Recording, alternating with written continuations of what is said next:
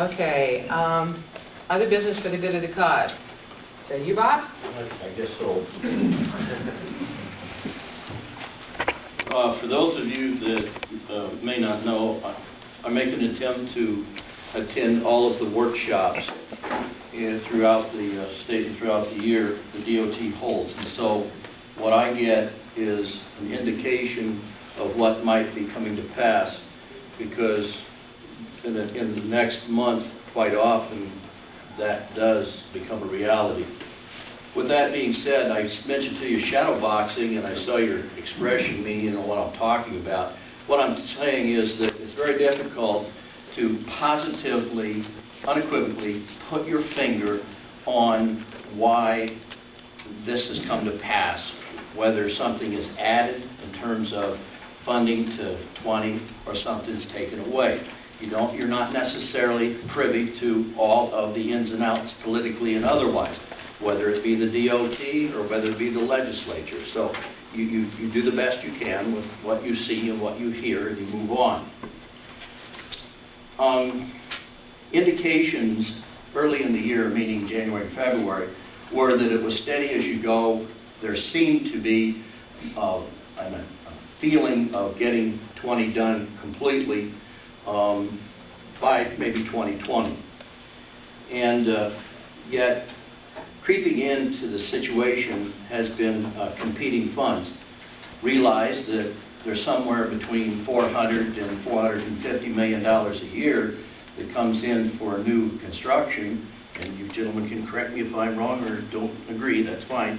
So that programmed out, there's 400 to 450 million, and yet you have all of these projects that grab for that money and realize that we probably have a $500 million project to $600 million project, depending on construction costs. And so we're trying to grab a significant portion of the overall dollars on an annual basis from the DOT.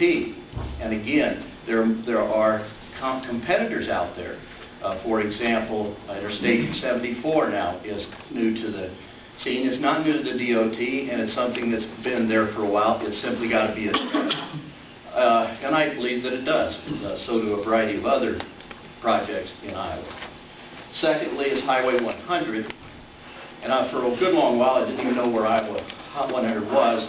If you look on the Iowa map on the insert of Cedar Rapids, you will see a 4-lane that goes on the east side of Cedar Rapids, and they want to connect it to the west side of Cedar Rapids. Realize Cedar Rapids is a little larger community than Storm Lake, Iowa.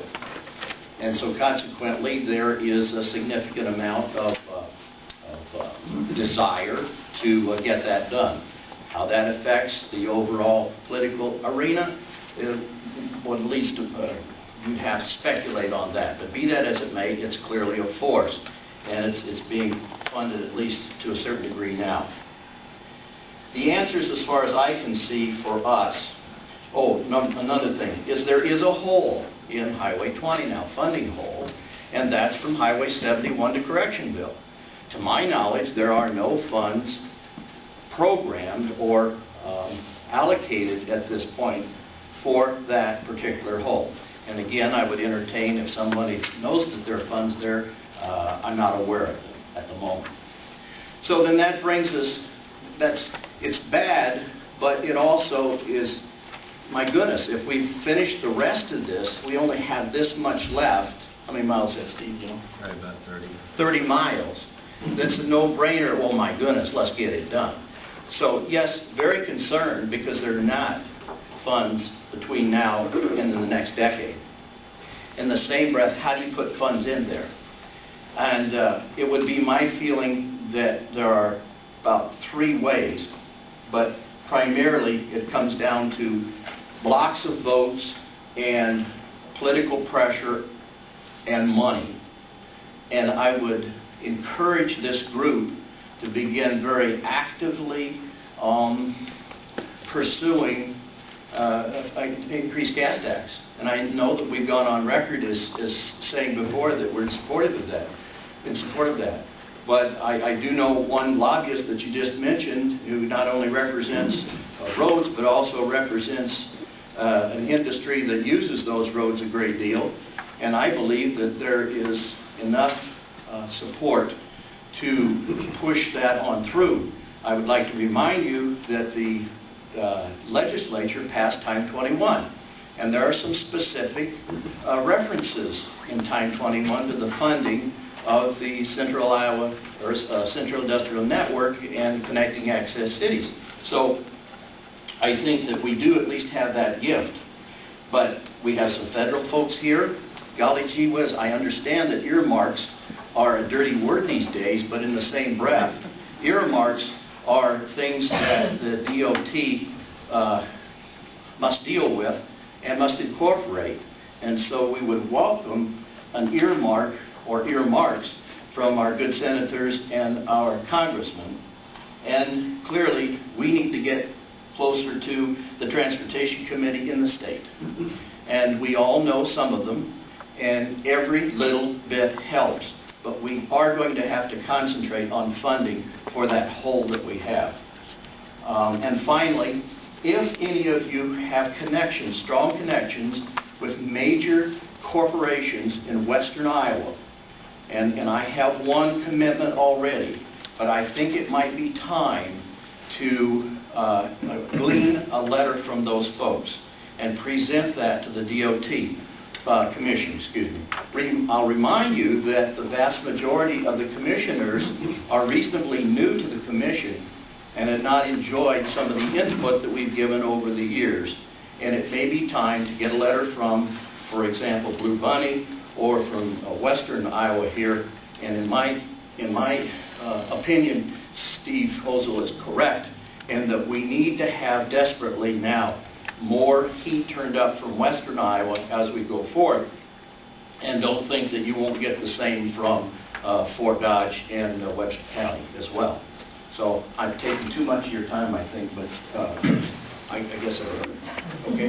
Any questions for Bob before Steve has something to interject? Bob needs to stand up in this too. Something I want to add in here that he probably glossed over, I think, too quickly. At the March meeting that Bob went to, Highway 20 was one of the priority corridors for completion in the discussion. When Buck and I went to Marshalltown in April, early April, the preliminary plan that came out had zero money for Highway 20. And there's two parts of this. One is the 2011 to 2015 stretch, and the other is the 2016 to 2020 future worksheet that they call it. There was no money for Highway 20 in that document. However, Sawtelle, Wiley, Bluen on the telephone, was kind of quiet, but he did support it, and Durham from Sioux City said, we need to go back and reconsider this. The projects that sneaked in there was I-74 and Iowa 100. They said, take all this money, cut everybody back, and let's give some money at least to Highway 20. Highway 20 is the only one that they considered giving money to. That's where they found the $39 million that went into the plan at a workshop telephone call that Bob went to in late April. So something happened between the March discussion and the early April discussion where Highway 20 completely left the radar screen. The commissioners instructed the staff to put it back in. And what they did, instead of going the concentrated route, they went, I think they gave you a token. Now keep in mind that for Highway 20 between Early and Mobile, there's $39 million between now and 2020 for work. Of about $500 million is needed, you got about $30 million of it. That is a token. So essentially, in the long-range plan, unless there's more money that's going to come in here to DOT, it looks bleak for the western part of Highway 20.